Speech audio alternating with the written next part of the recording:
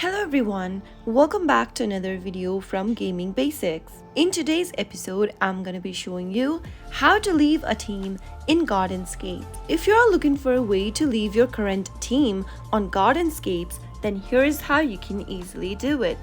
Go ahead and launch open your Gardenscapes application on your device. Once you're inside the main game, go ahead and tap on the team icon right at the bottom left hand corner of the screen. Simply go ahead and tap on my team and you will be able to see all of the teams that you've joined in with. To remove yourself from a team, tap on the team's profile picture at the top left. Now once you select the team you'd like to remove yourself from, tap on the leave button in red in the pop-up and confirm that you would like to leave the team by tapping yes in green. Soon after you do that, you will be able to remove yourself from your current team. So that is how you can easily leave a team in Gardenscape. If you found the video to be helpful, go ahead and give us a thumbs up. Don't forget to subscribe to our channel by hitting the subscribe button.